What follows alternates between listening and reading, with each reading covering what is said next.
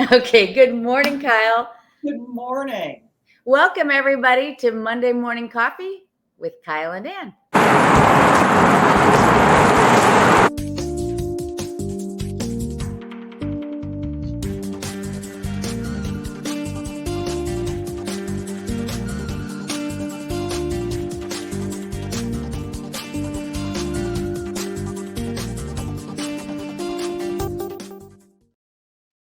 Good morning. Good morning, everybody. My name's Ann Rossley. I'm here with my dear friend and colleague, Kyle Harvey. We come to you every morning, except we took a little summer hiatus for a couple of weeks. We love to talk about real estate in downtown Chicago. We hope you'll subscribe to our show on our YouTube channels, follow us, ask us questions. And when it comes to anything real estate, please reach out. Hi, Kyle. Yes. Good morning. We're going to be a little jumbled this morning, just everybody. We got a little bit of a late start. So let's jump into it with some stats. It's been a long time. Okay, here we go. Hold on, let me remove our names. Okay. All right, so this is statistics, houses. Okay, last month, 91 homes closed, down 23% versus previous year. Now, as you look at these slides, if you see a circle and a number, that is for that month previous year. Okay, so I'm not going to belabor this every slide, but you can see that last year, August, 118, year before, 145, year before that, 132. Homes under contract, 60 last month, down 40.6%. Homes for sale, 266 homes in the lakefront communities, down 36.4%.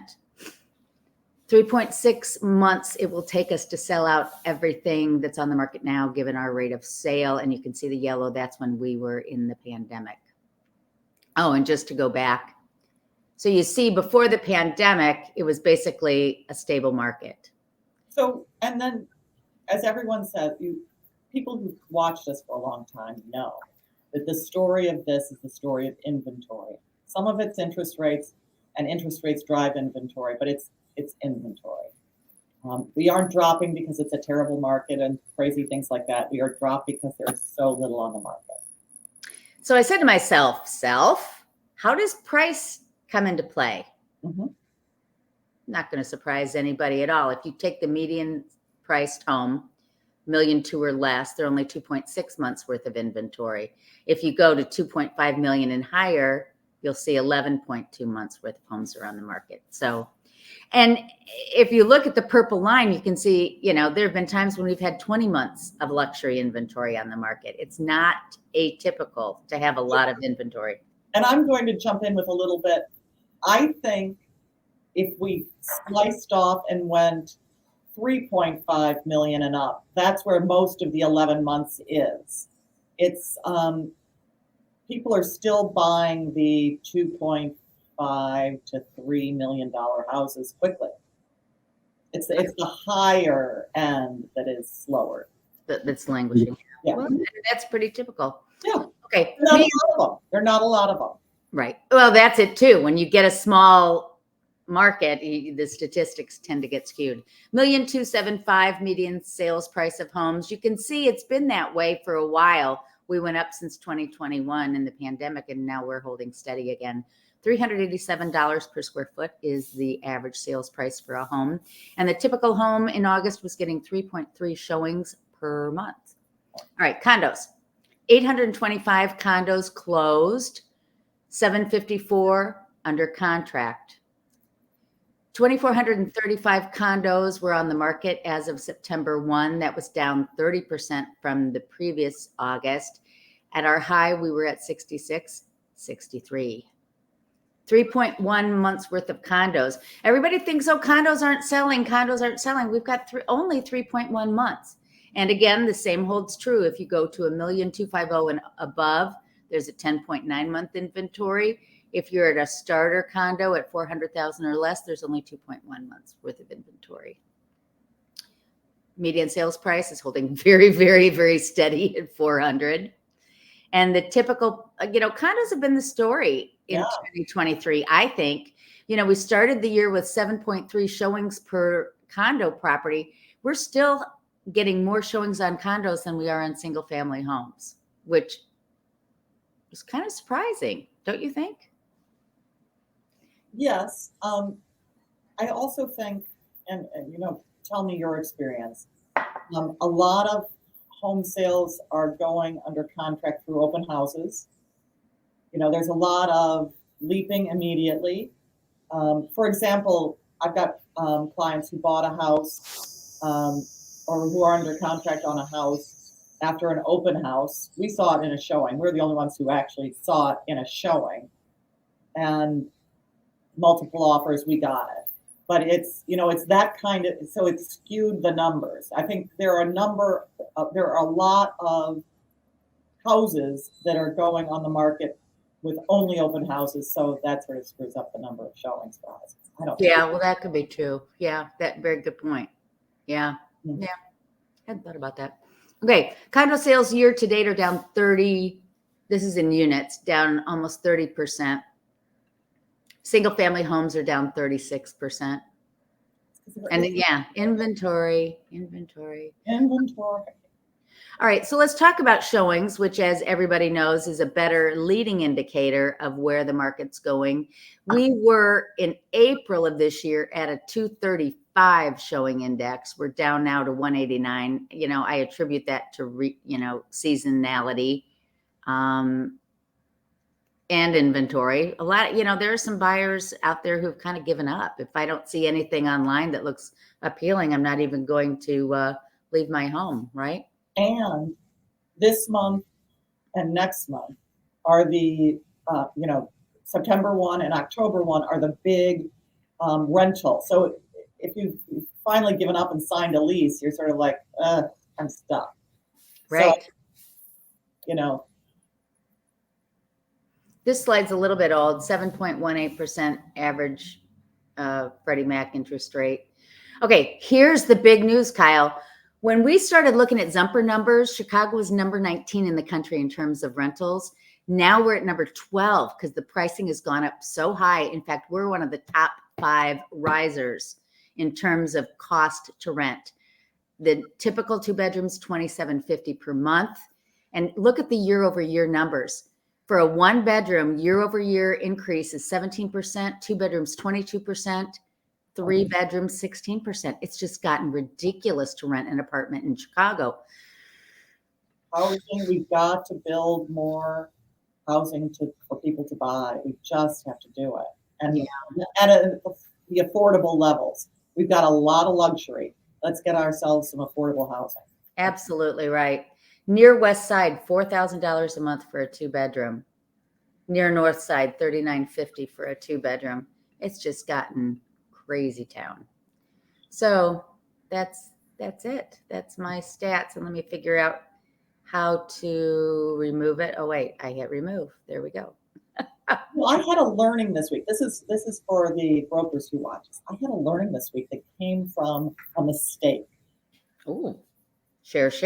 I set an public open house in my own mind, for Saturday, 10 to noon, because it was close to, the property is close to a farmer's market. And I thought, well, people will come after they go to the farmer's market. No, they didn't come. But I had actually set it for Friday, 10 to noon. And I had serious buyers. You did an open house on a Friday. I didn't know that. I'm at Petco getting food for the cats who won't eat the whole long story. And for people who want to understand the story, it's making me angry.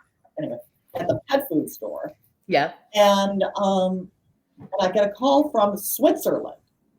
So I answer it. I'm like, maybe I know these people. What time is the open house? I'm like, what open house? I'm like, the open house and they give the address. And I'm like, tomorrow. They said not in Zillow or wherever they got it. Yeah. Give me 15 minutes. I will be there. So I fumed over, and there were 2 families, 2 different families, and they were serious buyers. So I'm starting to think that maybe I do public open houses during the week at lunchtime. Oh, I kind of Saturdays in the fall, Saturday is damaged by football, right. college, and errands, and Yeah. Sunday is damaged by football and kids after school activities. So Right. maybe we need to do public open houses during the week, during lunch, and right after work. I'm throwing that out there, people. Anyway, I like it. I may try that. this is what happens when you make a mistake. They say, scientists say, that most of their breakthroughs come from errors. Well, that's the story of my life. Anyway, we're going to talk real estate news now, yes? Yes. Well, people, before we go to where we share screens, there's a big piece of real estate news that brokers are following closely, and you probably have seen it too. The city council is likely to vote this week or next, and I know. on putting on the ballot for March a property transfer tax increase. Right now, the city of Well, Chicago, it's a rebalancing because he wants to do. it's mostly right now, when you look at the median sales price, right now, we all properties pay 0.75%, less than 1% in transfer tax. So it's a one-time tax, and it's under this proposal, properties above,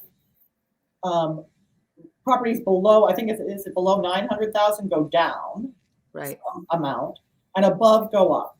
But Right. above $1.5 million, it goes to 2%. I mean, Three. from 9 to goes to 2%. From $1 million to 1.5 goes to 2%. From 1.5 and above goes to 3%. And I did some math, people. So right now, I've got a property on the market for $1.5 million. So this is meaningful to me. Right now, the transfer tax is $11,250, and it will go to $30,000 if this passes. Now, $30,000. That's significant. that's That's really significant. Yeah, and I've got my St. Regis listing. It'll Yeah. eat up all their profit. I don't want to say profit. It'll eat up yeah, yes, the their price. equity. Their equity. It'll eat Yeah, their yeah, equity. and for if the property sells for 1.550, so $1,550,000, the property tax goes from $11,625 to $46,500. So it is meaningful. And just for everyone to know, the realtors are going to fight this as hard as they can by talking to you folks, by Right. talking to the public, letting the public know about this and know how hard it is. Now, I get it that the lower priced homes will get a decrease in the tax, and that's meaningful. And this tax is intended to go to address the very serious homeless problem in Chicago that I am not denigrating at all. I don't believe that the city of Chicago, that has, I think, a $550 million budget shortfall, will actually put it there. They will use it for other things. I'm just throwing this out. I'm not making a choice. I'm just saying I want us all to know that this is going on. And Well, I'm just overwhelmed by it. And there was talk about it.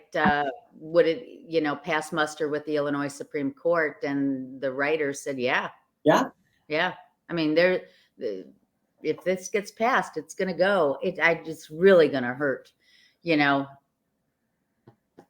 come out of the sales. They'll come out of the sale price. There'll be deals where the seller pays the transfer tax. There are going to be all sorts of negotiations that will come out of this. And okay, I'm going to now present share screen. How do I present slides? Do I choose share screen or do I wait? Anne has to do this. Will you publish the news? What would you like? The news, and it has September 11th as the date because we were planning to do it last week and then we slept it. I'm sorry. So I've got this is a new slide application that I'm using. So if you think they're pretty, I think they're pretty. So what's news? We're going to start with there's more misleading news. And then I thought there were some interesting ideas that were being bounded about for addressing the affordable home crisis. And we'll talk about it. Okay. Okay. Damn it. I know the need to provide news and content, but Crain's Chicago Business just puts out bad news that is inaccurate. Right. Chicago home sellers twice as likely to lose money than the US average. So for these months, May, June, and July, 6.5% of Chicago Chicago home sales lost money. And the average is 3%. And we're the third highest, but everyone else is, the Detroit and San Francisco were higher for obvious reasons. San Francisco has a real problem. They were a bubble, and they've got a lot of challenges. So who put this list together of who's likely to lose money?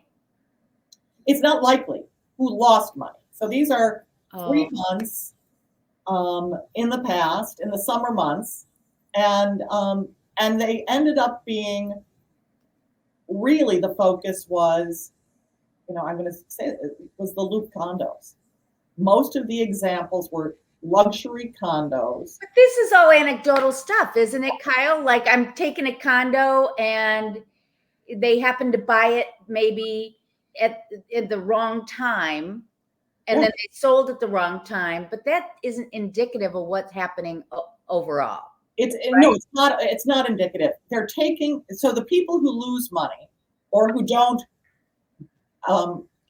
gain money, who don't sell it for more than they bought it, are often people who don't do the things that you need to do in order to have it appreciate. Right. They don't keep their homes up.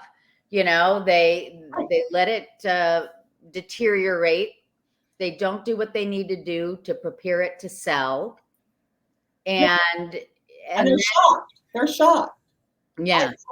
I didn't maintain. I bought my apartment in 2000, and I've done nothing to it. Right. Exactly. Yeah. No, that's infuriating, because the other thing too is, and this is something that I hope our watchers, listeners, fans remember, prices in Chicago are not depreciating.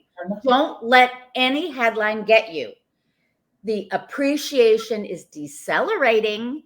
Yes, we're not earning equity as quickly as we once did, but we are not losing prices. No. And because it ended up being that it's the luxury condo. So this article that in Crain's only points out luxury condos. And the challenge is that new luxury, if you buy new luxury 20 years ago, today's new luxury is going to attract the buyer that would have gone to your place. Exactly right. Yep.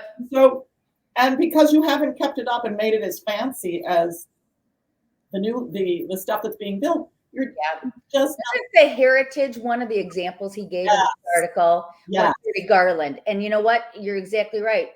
15 years ago, when it was built, 20 plus years ago. Yeah.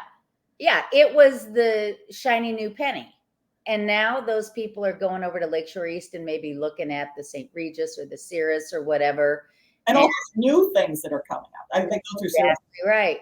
Yeah. And those units at the Heritage, if they haven't updated their condos, they're out of style. Yeah. And because of tight inventory, the small data set is full of estate sales. That has to sell. So, it's complicated. Yes, but so don't get freaked out. They provide this information because they need to put information out there, but don't fall for it. Talk to us. They have columns to fill. Yeah. And they do, and I get it. I don't blame anybody, but we got to provide context. Okay. Yeah. And Ann and I and and competent real estate brokers can provide that context for you. Okay. So this I thought was really interesting. Yeah. Very small houses are proposed for Evanston. Now look, that is the size of the proposed house. Okay. 416 square feet. A little bit, I think it's a little bit larger than I said, smaller than a standard 2-car garage. It's a little bit larger. I think the standard 2-car garage is like 350 square feet. So it's like one more bicycle storage than a 2-car garage. Yeah. Yeah. And what I thought was interesting is their marketing. So the developer is marketing this tiny house for $300,000 to teachers, firefighters, police officers, the people you want to keep in the neighborhood, which I totally get. Yeah. But those people don't live alone. They have kids. Yes. Right. And they can get a condo of, 1,200, 1,500 square feet for $300,000. So why would I pay to live stacked one on top of another in these tiny houses? I mean, it's crazy. But what I like is a developer is trying to find an affordable solution for an expensive neighborhood. Evanston is an expensive neighborhood. Yep. I like it. And then another option. This is happening on the south in a south suburb, Ford Heights. It was intended for the south side, and these are shipping container houses. Now look at them. This was a 5 or 6 shipping container house originally drawn, and they're going to make them smaller. But they were about 1,500 square feet, which is a nice size, affordable house. And that was intended to be sold for $300,000 in, I forget the name of the neighborhood. It's not Englewood, but it is a neighborhood that needs small, affordable housing.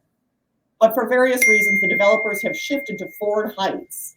Yeah. And they've shrunk the house to 3 containers, so about 900 square feet. Small, but doable. But the price is $150,000. And they're able to do this because containers arrive pre-built on site. It takes only about 6 weeks to build it, not 6 months.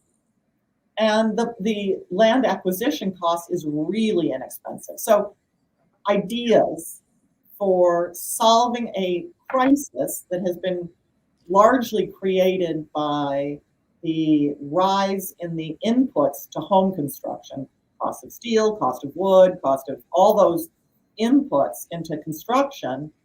When you start with old shipping containers. What do you think about this, Anne? I think affordable housing is always a good idea. What can I say?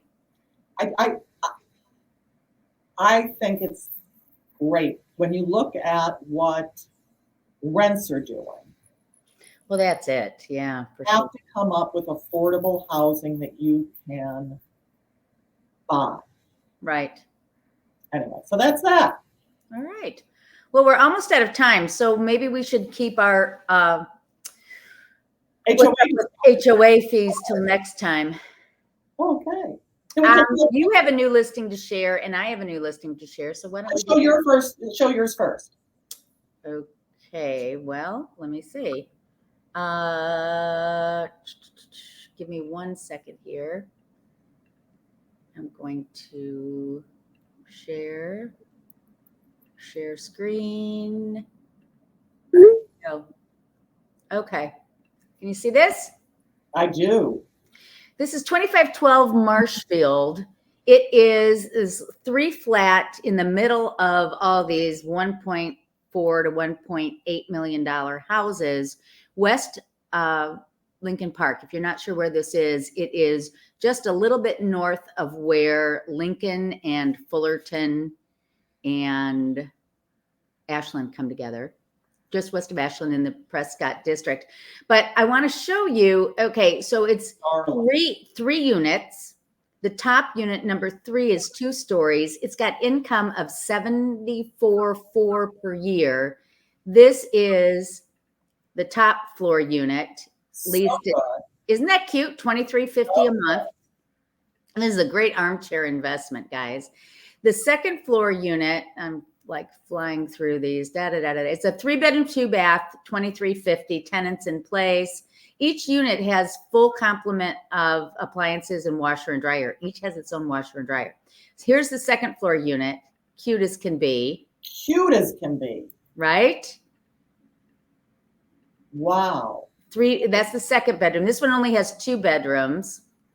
Okay, and this is the first floor. It's currently vacant, but they were getting $2,000 a month for this. It is a 3-bedroom. And you can't really see much. No, it's good. It's really good. Nice backyard. Darling. 2-car garage. So that's it. So it's listed $890,000. So I think that's going to go pretty quickly. That's going to sell in a minute and a half. I hope so. So I've got, can you pop up my 1155 North Dearborn? This is the unit for which I discovered Friday open houses. The open house. So what's great about this unit, it's on 406, is it has over 1,500 square feet of outdoor space.